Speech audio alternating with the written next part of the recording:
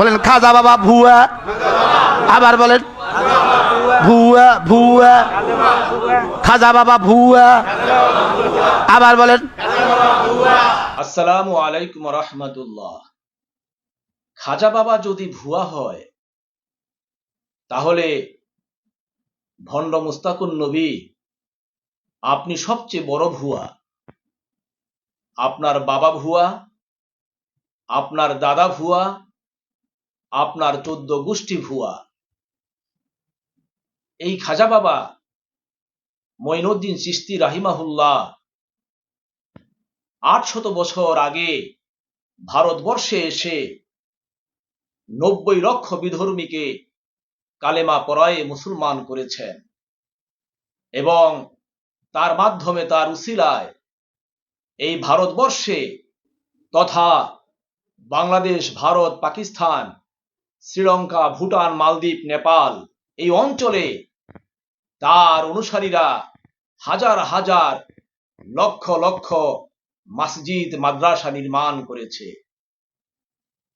আপনি মুস্তাকুন নবী কতজন মানুষ কালেমা পড়ায়ে মুসলমান করতে পেরেছেন? আপনি কয়টি মাদ্রাসা করেছেন, কয়টি মসজিদ করেছেন? যত বড় মুখ নয় তত বড় কথা আপনি বলে ফেলেছেন।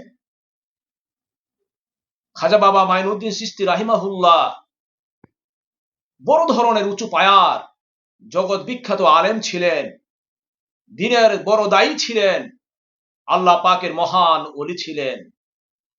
তার সঙ্গে কি আপনার কোনো তুলনা হতে পারে? তার পায়ের আঙ্গুলের ধুলার সমতুল্য আপনি নন। কার শানে আপনি কি বলতেছেন, কি বলেছেন? বড় বেয়াদবি করে ফেলেছেন, বড় গুস্তাখি করে ফেলেছেন। তাই দেরি না করে তওবা করুন এবং জাতির কাছে আপনি ক্ষমা চান। আপনি যে ভুল করেছেন ভুল স্বীকার করুন। পরবর্তীতে আপনি আরেকটি ভিডিওতে বলেছেন আমি খাজা বাবা মঈনুদ্দিন চিশতিকে কথা বলিনি, আমি দেশের অন্য খাজা বাবাকে বলেছি। এটাও আপনি একটি মিথ্যার আশ্রয় নিয়েছেন। খাজা বাবা মঈনুদ্দিন চিশতি খাজা বাবা, উনি তো সারা পৃথিবীতে একজনই, দ্বিতীয় খাজা বাবা তো আর নেই। তাহলে পরবর্তীতে যখন আপনি লক্ষ কোটি মুসলমানের তোপে পড়েছেন, তোপের মুখে আপনি ভুল পাল্টিয়েছেন, মিথ্যার আশ্রয় নিয়েছেন। আপনি কথা বলতে বাধ্য হয়েছেন যে আপনি খাজা মঈনুদ্দিন চিশতিকে কথা বলেননি, তিনি ভালো ছিলেন। আপনি অন্যান্য দেশের খাজা বাবাকে কথা বলেছেন। সুতরাং আপনার এই সমস্ত ফালতুয়ামি, এই সমস্ত ভণ্ডামি বাদ দিয়ে ভালো হতে চেষ্টা করুন। খাজা মঈনুদ্দিন চিশতি রাহিমাহুল্লাহ তার অবদান আকাশচুম্বী, তার সঙ্গে কখনো আপনার তুলনা হতে পারে না, অন্যান্য লোকের তুলনা হতে পারে না। আপনি সাবধানে কথা বলবেন। আপনার মতো ফুসকা মৌলবী কিভাবে তার শানে এরকম ধৃষ্টতামূলক বেয়াদবিমূলক কথা বলে ফেললো তা ভাবতেও অবাক লাগে। ওলি আল্লাহদের শানে মহান আল্লাহ রাব্বুল আলামিন বলেছেন, মানা আদালি ওয়ালিয়ান ফাকাদ আজানতাহু বিল হারবে, অর্থাৎ যে আমার ওলির শানে দুশমনি করে আমি আল্লাহ তার বিরুদ্ধে যুদ্ধ ঘোষণা করে দেই।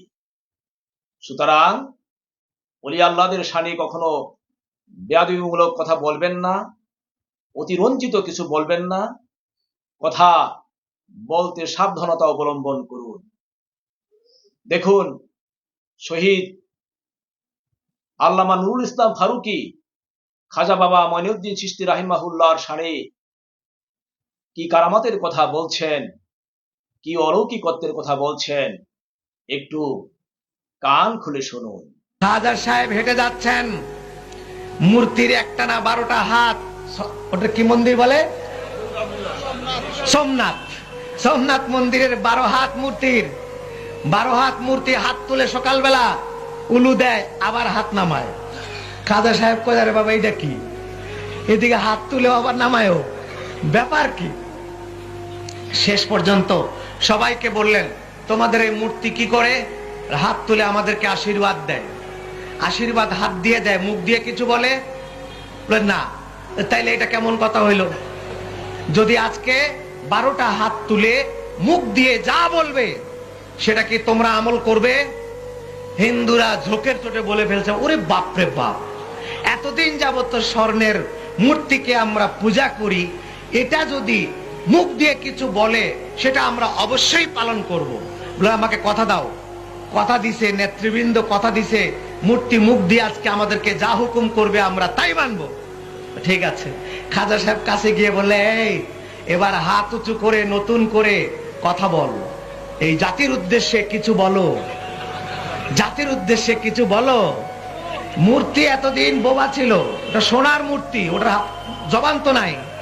এবার হাত তুলে চিৎকার করে মূর্তি বলল, সবাই তোমরা পড়ে নাও লা ইলাহা ইল্লাল্লাহ মুহাম্মাদুর রাসূলুল্লাহ। খাজা সাহেবকে এই জন্য এখানে পাঠানো হয়েছে।